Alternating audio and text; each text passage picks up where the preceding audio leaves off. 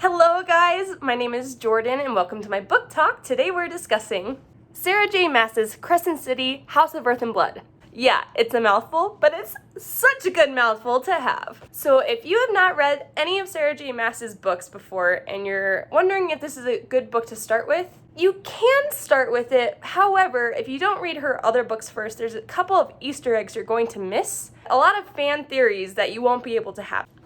I typically recommend when you're trying to figure out which series to start with on an author, I always recommend reading in publication order. Not to mention, Sarah J. Maas's other books are so amazing. So you have A Court of Thorns and Roses is hands down my favorite series ever, and you have the Throne of Glass series. This is also very good. Non-spoiler section, here we go. The first 100 or so pages of this book is purely world building and a lot of character development initially, which is awesome. However, it makes it really hard to get through, I'm not gonna lie. I initially tried to read it. I had to switch to the audiobook in order to just push through it. This was technically my first reread of it. I read it initially when it came out in 2020. As I said, there's a lot of world building. If you can just push through it, I promise you, this is one of the best books you're gonna read. And it's so good. There's hardly any plot holes in this. Yeah, it's just so good. So we have the planet Midgard. Here we have Crescent City. This is the location of where everything just about is taking place. Crescent City is filled with just about every single mythical creature you can think of. Fairies, vampires, angels, mer-people, sprites, basically werewolves and other shifters, and a lot more, to include demons. So yeah, it's a lot. In a lot of other Sarah J. Maas books, there isn't so many creatures. We've had witches before, we've had fairies, we've had humans, obviously. And then the typical like dragon and other just random kind of same ballpark mythical creatures. But this one you have so many. And as I said, it's a little hard to get used to at first, but it's such a good book. So good. So in Crescent City, each main city on this planet is ruled by one archangel, and this is a super powerful angel. Basically, there's no contesting them. However, there's other heads of the city that make up basically the council, I guess you could put it. So you have a shifter head, which in this case, it's a wolf pack. You have the head of the Fae. You have the head of the mer people, the river people. You have a head for the witches, and you have a head for the House of Flame and Shadow. Going into that a little bit, so there's 4 different houses in this book series. You have the House of Earth and Blood, which consists of your humans, your shifters, and basically it's mostly the plain Janes, like regular animals, etc. The only mythical creatures in this one are going to be witches and shifters. The next house you have is the House of Sky and Breath. This is going to be like basically anything that flies. So you have the Fae, angels, sprites, although they were kicked out of that house because they rose up against the leaders of the planet, basically. They rose up with some of the angels. And then you have the House of Many Waters, which consists of basically anything that lives in the river there, mer people, etc. And then finally you have your House of Flame and Shadow. That's going to be your vampires, your demon spawn, wraiths, dragons, necromancers, just kind of the bad guys.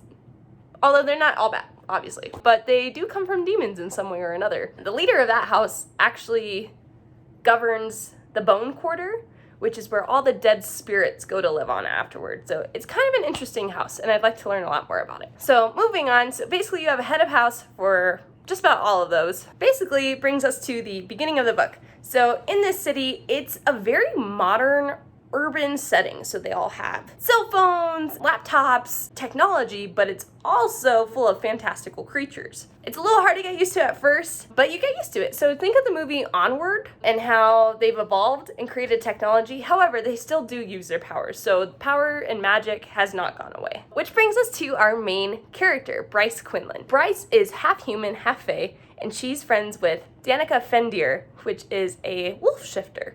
She is the head of the pack of devils, which is just a small little wolf pack, but she's anticipated to be the leader of all the wolves, and she's really cool. The main 2 people that I want to talk about that are in the pack of devils, other than Danica, are Connor and Ethan Hallstrom. Connor's been crushing on Bryce for a really long time. However, Bryce's father, she's a bastard. Bryce's father got her human mother pregnant, and she just sees a lot of what she calls alpha holes. So assholes, but alpha, because there's a lot of alpha males in this book series. But she doesn't really want an alpha hole boyfriend, because she just wants to live a normal human life, basically. And so she likes Connor, but she doesn't really want to start anything, one, because he's a part of Danica's pack, and two, because she just doesn't want any drama and she'd rather have an easy, boring human life. And then Ethan is Connor's brother.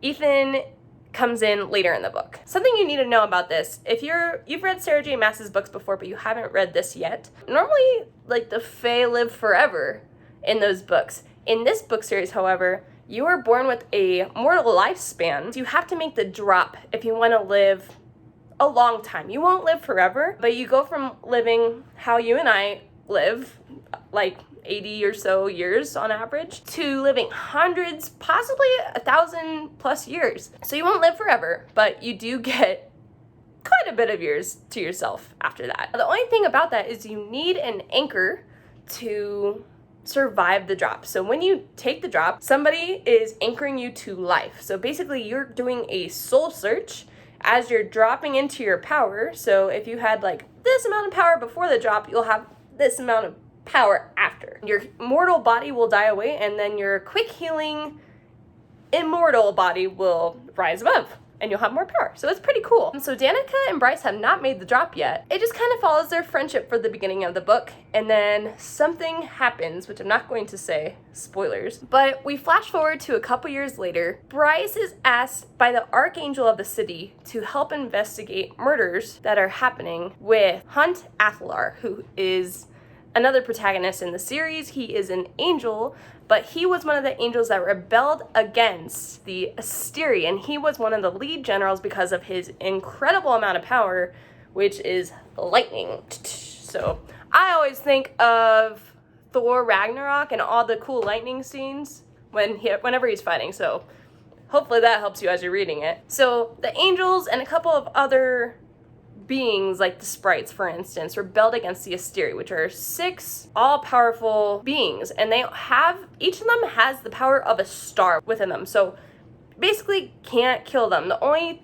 thing that has been able to kill them in the past, there was one that was killed, and it was killed by a prince of hell, if that tells you how hard it is to kill them. Hunt was with Shahar. Shahar was one of the archangels, and they were in love, and he served as her general. The rebellion failed, Shahar was killed, and then all of the angels and other beings that were rebelling, they became slaves to the Republic, basically. So they have these witch ink tattoos on their brows, which prevent them from using the full extent of their powers. If you've read the ACOTAR series, think of it as how Amarantha had control of some of their powers, and they only had remnants left. And then they also are just slaves, so they have slave tattoos as well on their wrist. Hunt is a slave to the Republic now. He and Bryce need to work together to solve murders that are going on in the city, and they're very brutal murders that leaves people just in ribbons. You can't even tell who they were, other than with blood tests. Honestly, that's about it for the non-spoiler section. Generally, how I would rate this book, I would give Crescent City 5 out of 5 stars, baby. Yes, 5 out of 5. You heard me. I don't give that out very often. I reserve that for just some of my favorite books ever. I'm really a big stickler on plot holes and trying to find them in... So this book doesn't have any plot holes. I checked. And there's a lot of foreshadowing throughout it, and it's very subtle, and so when you reread it, it's just beautiful. It's such a good book. I would say there's not a lot of spice in it, sex scenes, but it definitely has a lot of potential for that in the next book. The beginning ties into the ending so nicely. I would say that this is a kind of fantastical murder mystery, and the end just blows your mind. I wouldn't say it's a boring book because it's just trying to cover all the nooks and crannies of this world and just trying to set up a lot of good character development, but the very end of it is so good, guys, so good. The first time I read it, it was an audiobook. And when I started listening to the ending, I was like, no.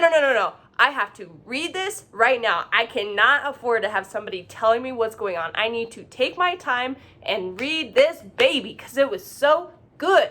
Okay, guys, other than that, that's it for the non-spoiler section. So go read House of Earth and Blood by Sarah J. Maas and then come back and we will discuss it. So goodbye.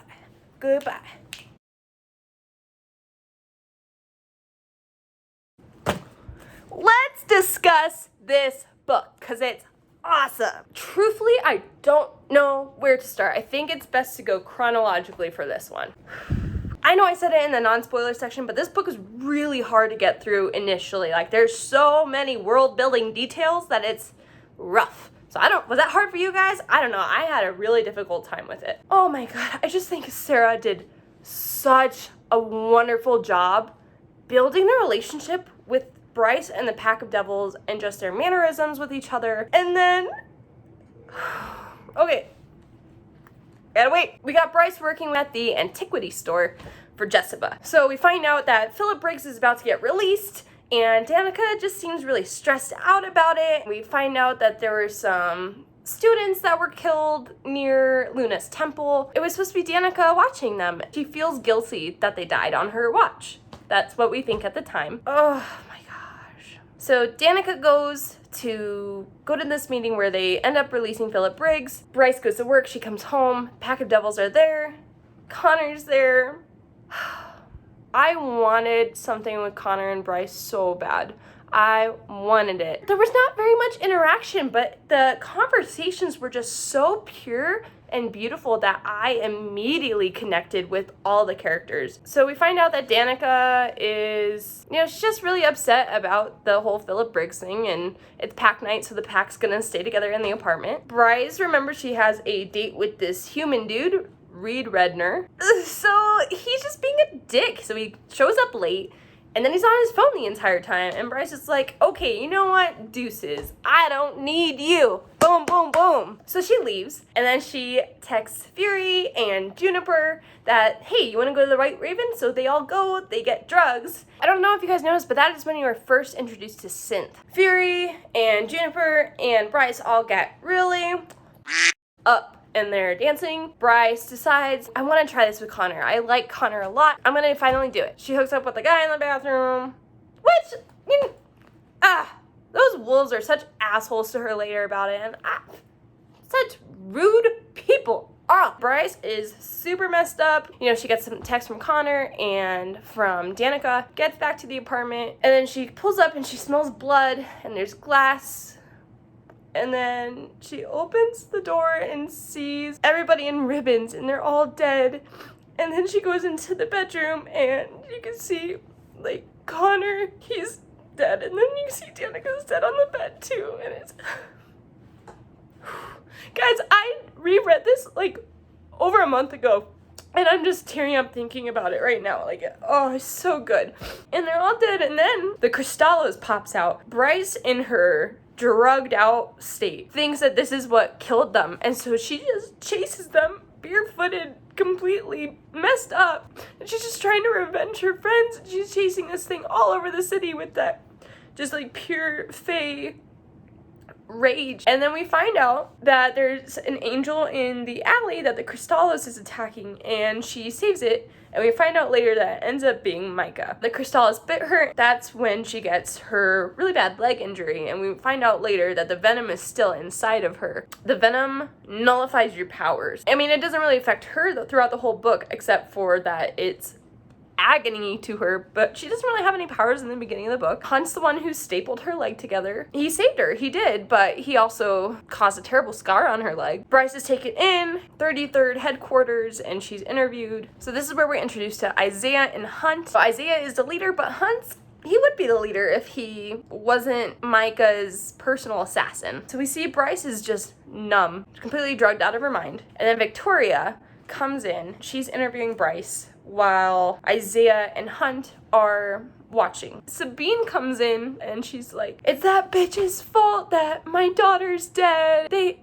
didn't know how to shut up and all this stuff, and it sounds like she's guilty. She's not more concerned about her daughter, she's more concerned with Bryce and the sword. And I'm like, you're a terrible mom. Your daughter's dead. Why do you care about the sword right now? I wish Hunt would have like kicked her ass. I really wish he would have. Victoria, she starts playing the audio from the hallway of what's happening inside, and they're screaming. She finally just snaps and she throws the chair and breaks it, and then Rune shows up. And you know, Rune is the prince. He is the Starborn prince. Bryce left shortly before Rune got there, but pretty sure Rune is the one who took care of her afterward. I can't quite remember. They thought that it was Philip Briggs because the Pack of Devils are who brought Philip Briggs in initially for trying to blow up the White Raven. And then the day he's released, of course, that's when the Pack of Devils was murdered. So they just assumed it was that and carry on. So almost 2 years later, murders start happening again. The summit is about to happen. Micah is worried about... Oh, I hate Micah so much. I hate him so much. Ooh. Continuing on now. Bryce is finishing up a deal at the White Raven with Maximus Tertian, and then it turns up that Tertian is killed the same way that Danica and the Pack of Devils were killed. Bryce is the only one who connects them, so Micah takes Bryce and Hunt and has them team up to basically find out who these murders are. They want to retrace what Danica did the week before, and we find out later on that the real purpose of this was to figure out where the horn was. He knows Danica stole the horn. He has no idea where it's at. Simultaneously, he's tricked the Autumn King to have Rune look for the horn as well, using his Starborn powers. He doesn't have very much Starborn power, but that gives him enough to be special, I guess. So we know that the horn originally belonged to Peleus, the first Starborn prince. We find out that the horn can be repaired by light that is not light, and magic that is not magic. So initially it's just like, what the heck does that even mean? But we come to find out that technology mixed with magic is what it is. It's synth. Synth is light that is not light, and magic that is not magic. And we know that the horn can only be used by a Starborn Fae. Really only Rune, and we come to find out later, Bryce can use it. The horn has sentience, so it's its own being. It has its own mind, basically. But we don't really see that with Bryce. Like, I would imagine that since it was tattooed into her that she would have some kind of voice in her head sometimes, or like feelings that were not her own necessarily. I think it's interesting that they said it has sentience, but then again, we don't really see that. So these murders start popping up. They initially thought it was Philip Briggs, but because the murders are starting again, while he's in jail, they know it's not him, so they have no idea who the murderer is. They start trying to retrace Danica's steps. Bryce is not about Hunt at first. He is a typical alpha hole to her. Flash forward to Bryce, and it seems like she's almost recovered. She basically just works, and that's about it. Throughout this book, Hunt and Bryce start to like each other more. I love getting to see the fun side of Hunt as the book progresses. For example, in chapter 15, Hunt is watching guard over Bryce's apartment, and of course, that's a brand new apartment that Danica left to Bryce, and it's, I love Danica so much. Danica was done dirty for most of the book, but she got her redemption. And then I'm going to talk about that more later, but Hunt tucked his wings in one at a time. This is already a nightmare. Isaiah coughed. You watched Quinlan for one night. 10 hours to be exact. Right until her pet chimera just appeared next to me at dawn, bit me in the ass for looking like I was dozing off, and then vanished again, right back into the apartment. Just as Quinlan came out of her bedroom and opened the curtains to see me grabbing my own ass like a fucking idiot. Do you know how sharp a chimera's teeth are? No. Oh god, I just thought that was hilarious. I'm gonna skip most of the middle sections just because I think, although it's good, I think it's pretty straightforward. It's just like clues that are not actual clues. There's so much at the end that happens that ties it all together. It's so good. Let's talk more about the Crystallos. So initially they think that the Crystallos is the demon that is killing all these people because it happens to be around when they're dead, I guess. We know that the Crystallos was formed by the Prince of Hell himself. We know that its venom nullifies power, which is why Hunt can't fight it when they're in the garden and they're attacked. So the temperature drops when it appears. It typically appears around ley lines. Synth has obsidian salt in it. Typically the Crystallos gets summoned when people are using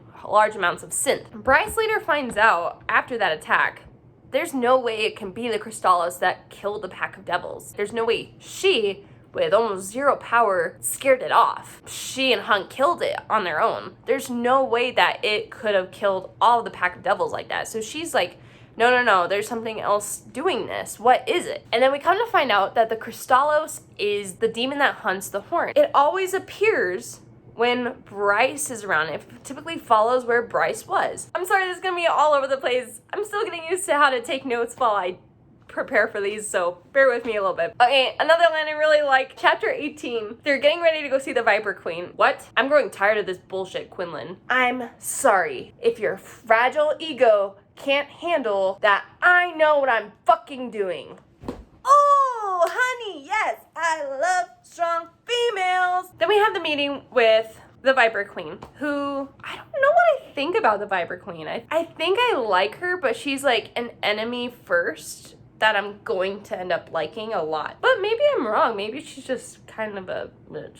But the Viper Queen says to Bryce, look toward where it hurts the most. That's always where the answers are. That could mean a lot of different things. That could mean looking closely at Bryce and Danica's relationship. That could mean the apartment. Bryce goes to the White Raven, where she meets up with Juniper. Hunt and Rune show up there as well. And then the club explodes. Initially, they want you to think that it's the human rebels that did it, but Luna's horn was planted on one of the boxes that exploded. So it's like, who is responsible for this? We find out later that it's Micah, the asshole. Alpha hole. Ugh. Anyway, so, Bryce tries to protect Juniper, and Juniper just, I think she slapped her because she hadn't made the drop yet, but Juniper had. I really love her and Juniper's relationship. I know Juniper is really busy a lot, but reading about this scene where Bryce was thinking about killing herself and Juniper stayed on the phone with her and stayed with her to make sure that she didn't do anything. She didn't know what was going to happen, but she could hear it in her voice.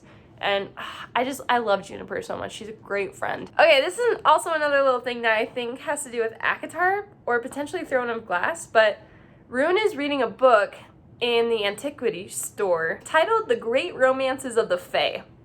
And I wonder if Reese and Feyre are in that, and Aelin and Rowan. I don't know. I hope so. I really hope so. I don't think anything's gonna come of that, but that's just what I think. Bryce starts taking pictures of everything on Hunt's phone when Sandriel has all the pictures of Bryce and Hunt playing, and you see Bryce kind of coming to life and Hunt starting to relax and just be more normal, and it's a beautiful scene, and I love that she does all those pictures. I think it's fun. I personally don't take pictures. All that stuff makes me want to do it more too, because you gotta enjoy life, and there's so many great messages in this book, and I just love it. Oh, they're at the 33rd. Sandriel's there. Hunt's the only one who doesn't bow to her. Bryce plays it off as, here I'm gonna take a selfie with the most powerful angels ever, just trying to take the pressure off Hunt, and then they try to leave, and Micah catches up. Micah purred, I would like to take you to dinner, Bryce Quinlan. Not interested. Boom, baby! You alpha hole! Love it. Hunt goes to visit the Oracle. We know that Bryce blinded the Oracle. Bryce blinded the Oracle for a week, but she never got her future told. So I wonder what would happen if Bryce went back to figure out what her future looks like.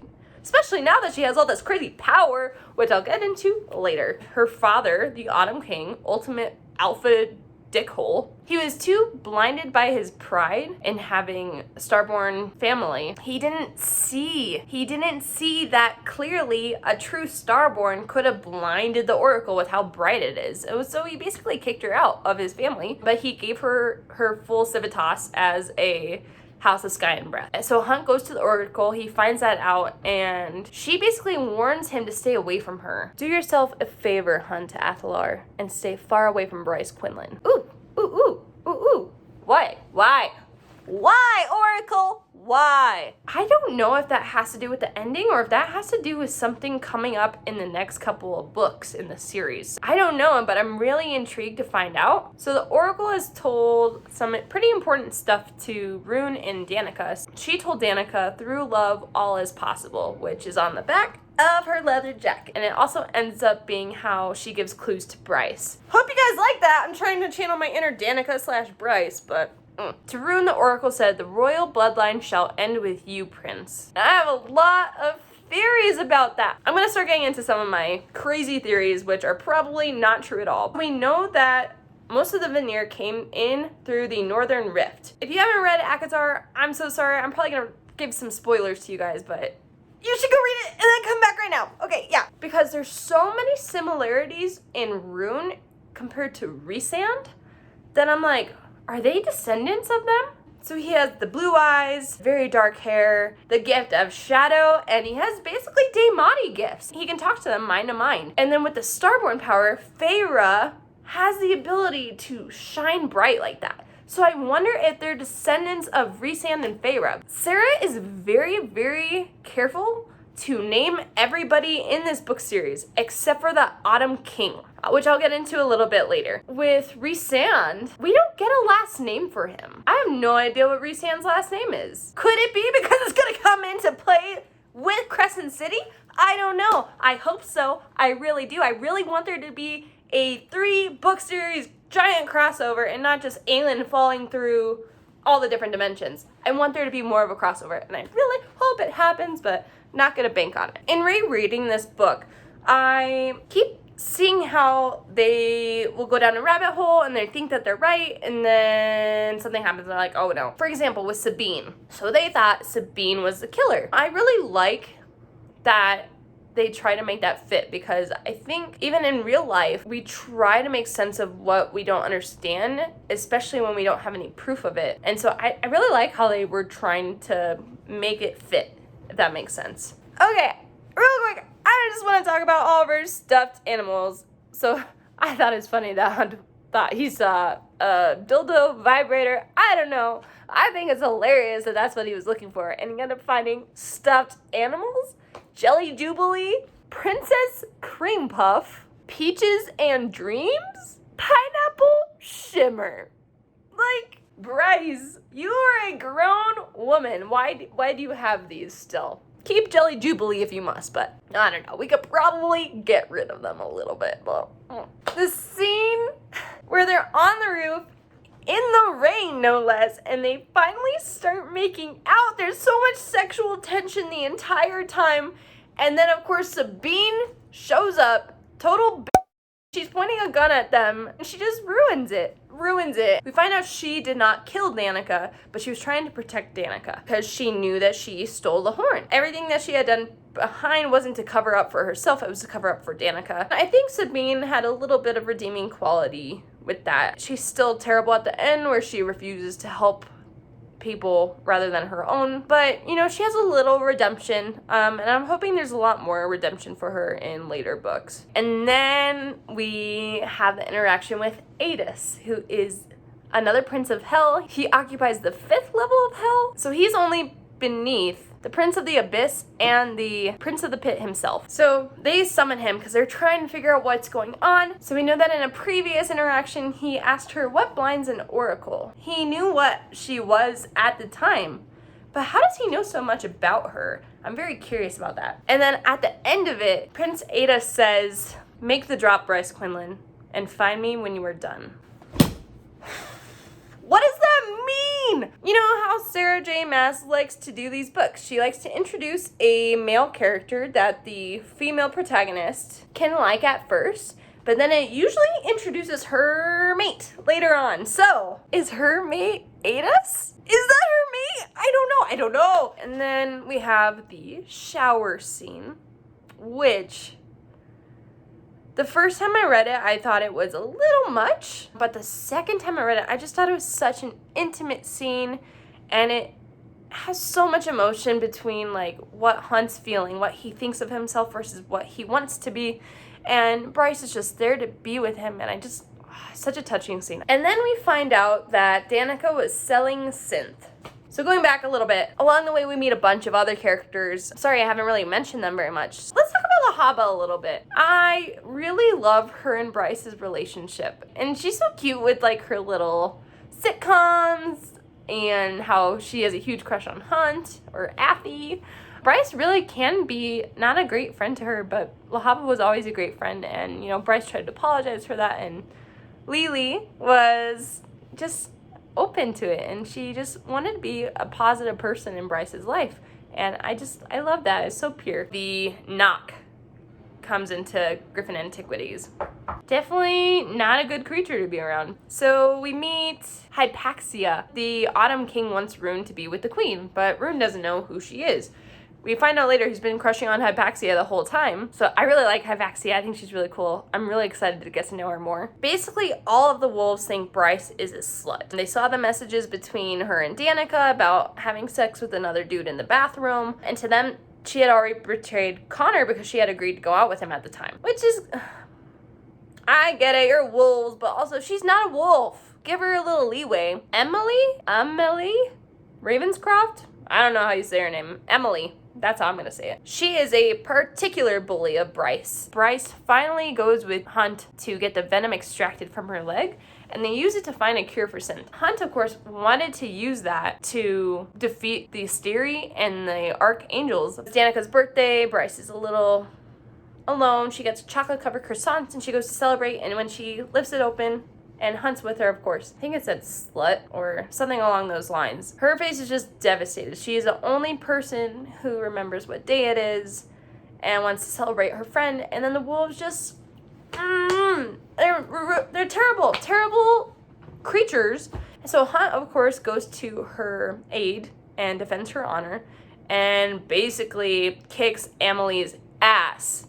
And then Ethan just happens to be there. He remembers what day it was, and guess what she did? Of course, later on, Sabine demands that Hunt be killed because of it, because he's a slave. Micah settles for giving him the living death, which is taking his wings from him. And of course, they'll grow back. Sabine sucks. I hate Sabine. Emily is like, no, I don't want this. Like, why are you doing this, basically? And Sabine's like, ah. Hunt loses his wings. Around then, we also find out that Danica was working with Brenner Industries. Danica had recorded what was going on with the synth. Bryce finds out about the synth, tells Hunt about it, and he doesn't really react, and he's trying to tell her not to really go down that rabbit hole. And it's because he already knew about it, and they were about to go try and rebel again, like idiots. But then after the footage, he decides this is not worth it at all. Like, I don't want any part of this. Bryce starts taking care of him, so they start making out on the couch. It's getting hot and heavy. It's getting very, very spicy. But then she shoves his wings into the couch, and he starts bleeding, and he's in agony, which of course stops the fun. She went to go to the apartment to try and find more evidence, and it's on fire that night. So she's like, somebody clearly knew I was going there and tried to burn it down. We also meet Therian. I really like Therian. I think Sarah said we're gonna get a lot more Therian in this next book. Also more otters. Super excited about that. Therian tells her, hey, there's a deal going down on the barge with the Viper Queen right now. Come meet me by the river. They go to the river, show up to the barge, and they find Justinian, Victoria, and Hunt. They're trying to make a deal. And it was so devastating. The first time I read it, I felt so betrayed, because I was like, I literally, one, Hunt, when did you have time to do all of this? Two, how could you? How could you do this? You know what it did to her friend. You know what it did to all of her friends. We find out that he actually was just trying to stop it from happening, changed his mind after he saw how damaging the video was, but it's too late at that point. Micah and Fury show up. We just have a very intense emotional scene with that. We just see Bryce's heart shattering. Hunt is taken by Micah, so are the other two, and oh my god, hearing about Justinian and Victoria's punishment is just... Justinian, it wasn't a great punishment by any means. So he was crucified. He was slowly dying in front of everybody in the lobby, and Victoria's soul was taken out of her body and put into an orb where she would never die and just basically live forever. And she had to watch that happen until he died. And then they threw her into the sea. I wasn't that close to Victoria, but that is literally the worst possible thing. Oh my God, it was just, I want to tear up just thinking about how terrible that is. So chapter 68, the Autumn King comes to talk to Bryce. I loved your mother very much, you know. I came here after all these years to tell you that you may be like your mother, but you are also more like me than you realize. His amber eyes, her own, flickered, and that is not a good thing. So he is the only character in this entire series that is not named. It is only referred to as the Autumn King. I'm gonna get into this theory a little later at the end, but I think there's a lot that Sarah is not telling us that it connects to other books. And then they said, his scent is on you though. Are they mates? Are Bryce and Hunt mates? I don't know. Is it gonna be Adis or is it gonna be Hunt? I don't know. I think it would be a very rare thing for Sarah to give us the mate initially as the love interest, but I would be down for it because I really do like Hunt. I do. I like him a lot. Okay, and then we find out a little bit more about Fury and Juniper. So when Fury comes back, all we know about Fury, we don't know what kind of veneer she is, but we know that she is a super assassin, basically. Fury hasn't talked to Bryce once since the Pack of Devils died. We know that Fury was talking to Juniper, and Bryce didn't realize that Fury loves Juniper, but is it a mutual thing? I don't know. I think it is, but not entirely sure. And that's why Fury was only talking to Juniper, and she's like, you know, you're not the only one who went through something that night. Like, I almost lost both of you guys. I couldn't cope with it. I thought that was really subtly beautiful because we all have things that we're going through and we all handle it very differently, and we have to be open to how people cope with their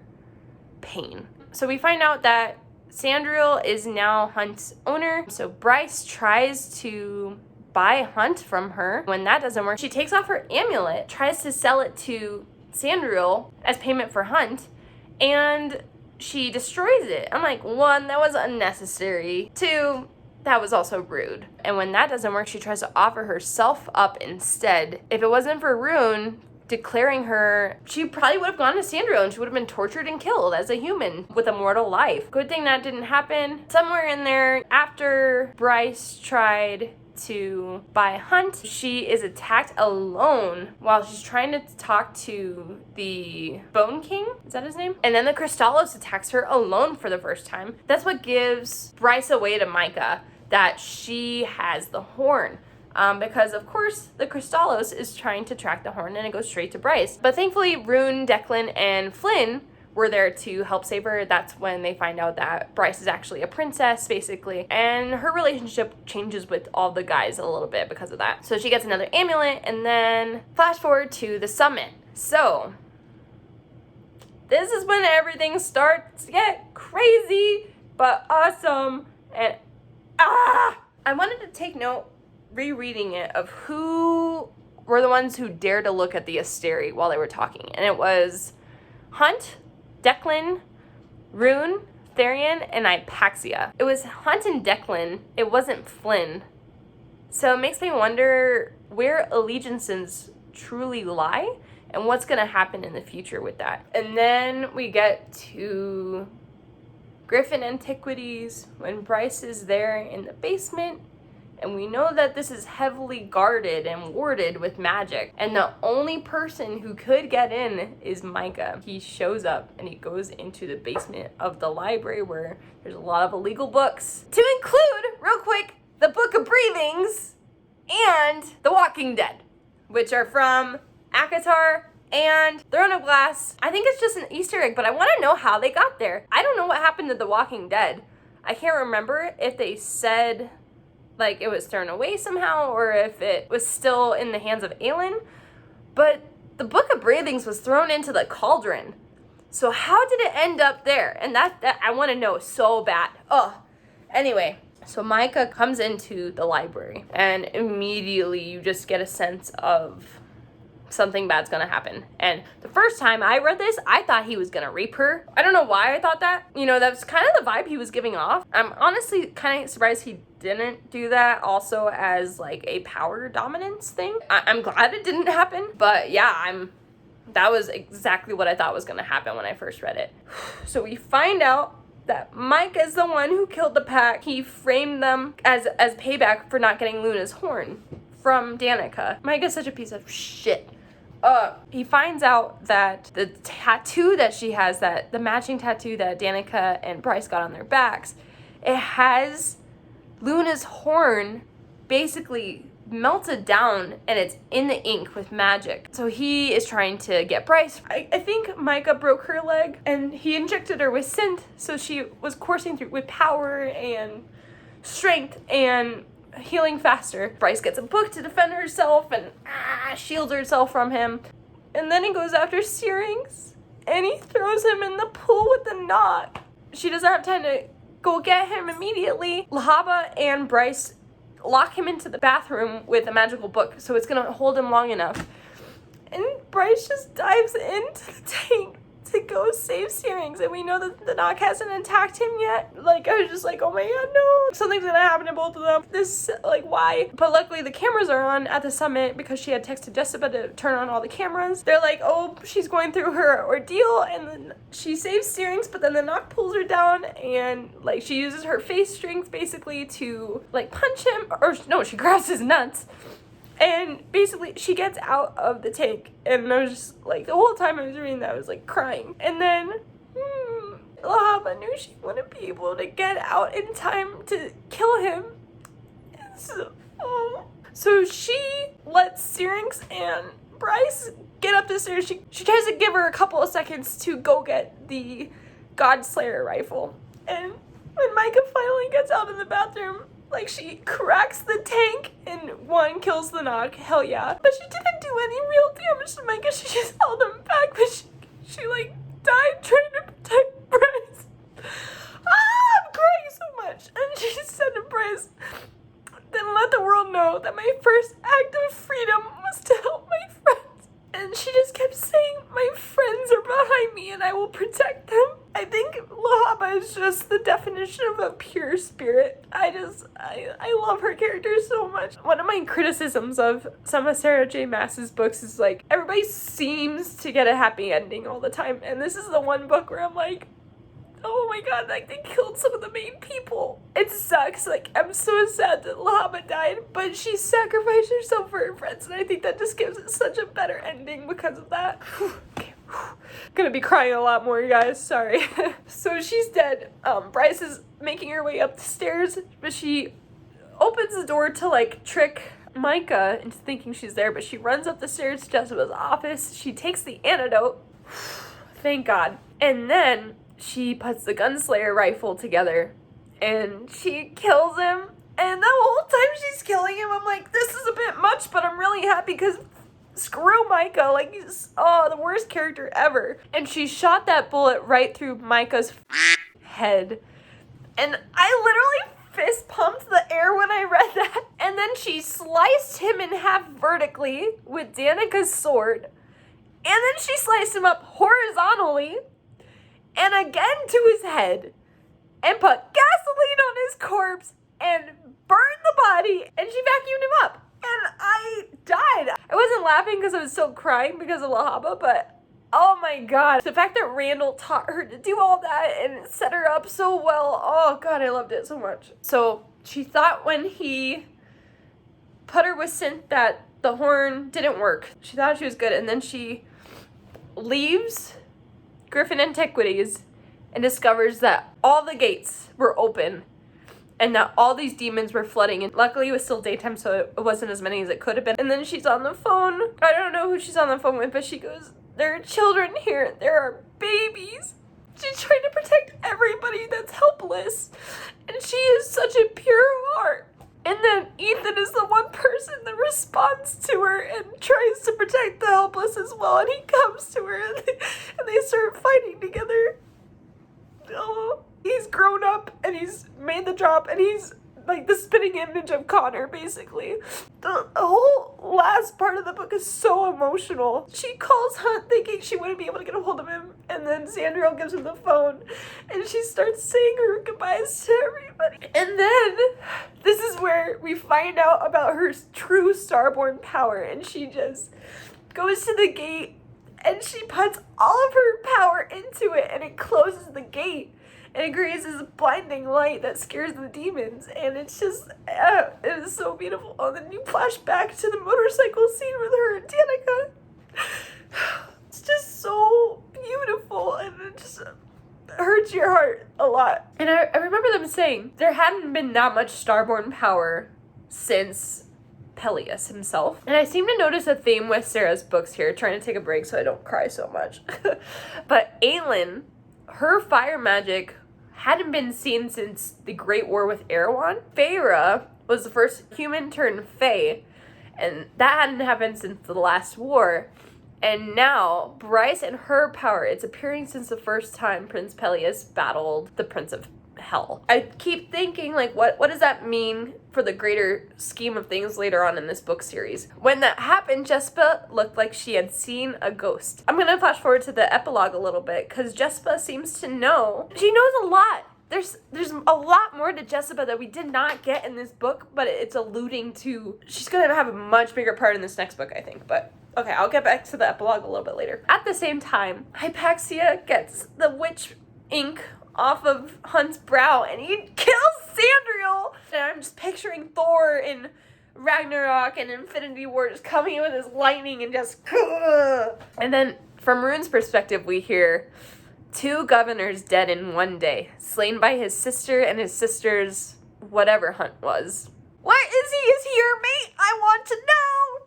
Now, I can't wait till January. And then we flash forward to the helicopter scene, and Hunt comes in to try and protect Bryce from the, like, fire and brimstone that's coming at her, and he lands over her at the same time that she would have died. And she's talking about what his body looks like, and I don't know how he even survived that. I don't know. Like, I'm happy he did. I am. But I'm like, you don't have legs. You don't have anything, dude. How are you alive? Even for a little bit. And then it's dark. And Bryce she doesn't have enough power to save the city with her light. And she's like, I need to make the drop. And she goes to the gate. And she's trying to talk to anybody in the city to be an anchor for her so she can make the drop. The light from the bone quarter lights up. And it's Danica. And she just says, light it up, Bryce. And Bryce goes, light it up, Danica, light it up, light it up, light it up. And I just, oh my god, guys, I said I finished reading this over a month ago, and this is how emotional I am about this whole scene. The whole time, we just thought Danica was, like, secretly this bad person, and Bryce gave her soul up so Danica can make it to the bone quarter. And then we find out Bryce basically did that for no reason because Danica was good the whole time. So she starts making the drop, but she doesn't have a real anchor because Danica is just a spirit. She's not real. She's dropping into more power than she should have. And then we find out that it's because on the gates it says something along the lines of the power lies with those who protect the city. And so every single veneer that gave a drop of power over decades and decades, the city gave her that power. And so she became more powerful than even the Autumn King, who apparently was the most powerful veneer ever. And then they're like, she can't get back. There's no way she can get back. And then Danica gives the last remnant of her soul to save Bryce and to give her that leap she needs to get up and to finish the drop and get back to her body. She gave up everything to save Bryce, and she just wanted to protect Bryce. The whole time, Bryce just can't get over that Danica's dead. She was finally able to heal at the end of it, though, because she got those last moments with Danica, but it just... oh god, it hurt my heart so bad. Her first light fixed the city. That's how much power she had, that it completely reset all the buildings that had crumbled, people that were about to die. They came back, Hunt was revived fully. And then Danica said to Bryce, that's the point of it, Bryce, of life.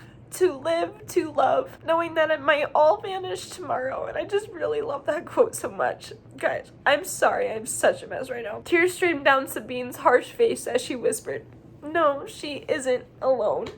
And that's when Danica kicked her off and saved her.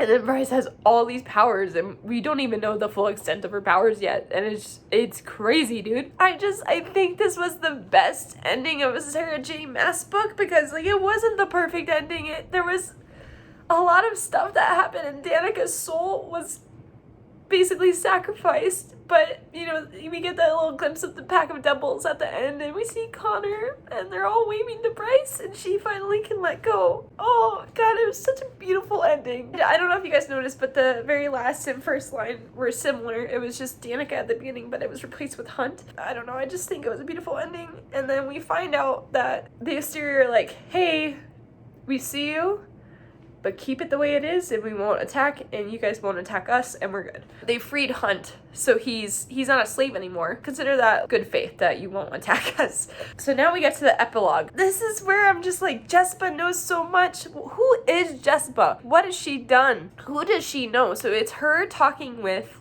Adis. Jespa says to Adis, I thought Thea's light was forever extinguished. So did I.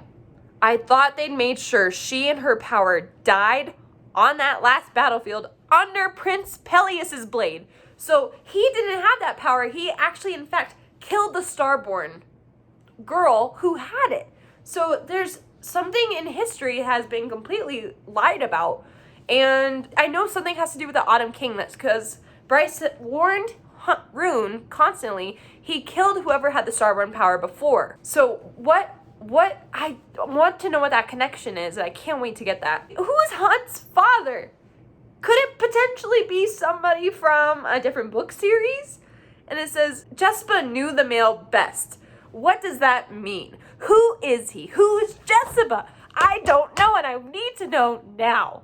Now I want to get into all my crazy fan theories that I have. So if you haven't listened to or read any of other Sarah J. Maas books, I would just stop listening to this right now. I'm gonna give a lot of spoilers away, so here we go. Like I said, I think Rune and Bryce are somehow descended from either maybe Lucian, Hellion, Feyre, Rhys, because a lot of those powers are similar, and I'm very, very curious about it. And that would explain a lot of things. So I think in A Court of Silver Flames, I think they must have used either, when they said that Luna's horn had sentience. Is that the fourth trove that was talked about in A Court of Silver Flames? Because they didn't know what it was, and that would explain how there was a rift between the worlds. And I think that the Fae from Prythian walked through that rift because of the horn. And there you go. But I want to start getting into my theory about the Autumn King. If you've read A Court of Silver Flames, I think the High Lord of the Autumn Court, Baron, I think that they sent him in, or like maybe his son Eris, into the other world, into Midgard. Because at the very beginning, on page 153, he is obsessed with trying to figure out a way between worlds. He's looking for patterns in the sky and nature. I think it's because he wasn't from there. He has red hair. I don't think it is Baron himself, because I think in A Court of Thorns and Roses, he was described as having brown hair, and we know the Autumn King has red hair. But could it be Eris potentially? Maybe Eris is trying to get back to Prythian, because he doesn't age the same way that the other Fae do. So he's much older than everybody, but he's not aging the way that Vanir do in this world. So maybe it's because he's purely from Prythian. I think he would have to be a little too old for that, but I think maybe his line, maybe they just live longer. But I need to know more about him. Again, he's the only character that Sarah didn't fully name. They just use his title the entire time. And he has more power than them, and he has the flames just like the Fae from the Autumn Court do. And I think maybe that's because he's a High Lord. Maybe Baron died and Eris became the High King, or like the Autumn King. And it makes sense because in A Court of Silver Flames, they're very obsessed with getting power. Micah says his power is fading. Is that because he's too far away from Prythian? He speaks the old language of the Fae as well. How does he know it if so many people don't know it? And then he says that the Fae's magic fades with each generation. Again, is that because they're far away from Prythian? Like, I know in Prythian, they get their magic from the land. So maybe because they're so far away from them and each generation wasn't born there, they're losing their powers. I don't know. That's what I think, though. And again, they say the phrase like calls to like. That is in every single Sarah J. Maas book, just about. So what does that mean? I really truly think that because that phrase is used in each series, I think there's going to be a giant series mashup. It might get messy if that happens, but I really want it to happen. Like, a lot. Okay, so that's my crazy Autumn King theory, I guess. We find out later that, I think it was through a Sarah J. Maas interview, but if you reread the scene in Kingdom of Ash where Aelin is falling through different dimensions, one of them describes Crescent City, so Aelin went through there as well, so there's another little Easter egg. I don't know if that means there will eventually be a mashup or if it's just an Easter egg, but I want to find out. And I know that Reese and Feyre saw like a red comet and that was Aelin, but we didn't get that in this book, so I wonder if maybe we're going to get it later on, like in the next book, so we'll see. And I don't know who I think Bryce is going to end up with. I think she's either going to end up with Hunt or she's going to end up with Prince Aedis. I don't know, I could go either way because apparently Aedis is kind of a cutie, but Hunt's more of a like hunk. We'll find out, I guess. So also, I have another potential theory. I don't know if I really believe it, but part of me wonders if Rune is not actually the Autumn King's son.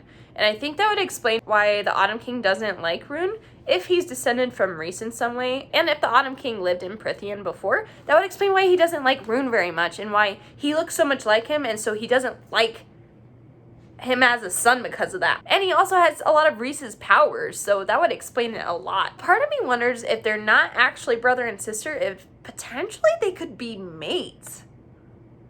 I think it would be too hard to get over, like, them thinking they're brother and sister for so long and then being like, oh, we're not related, oh, cool, let's get together. I don't think that would happen, but there's a line on page 182 where Rune goes, he knew that scent, knew it as well as Bump. Bryce's scent is very familiar to Rune, which is usually something we get with mates in the previous books.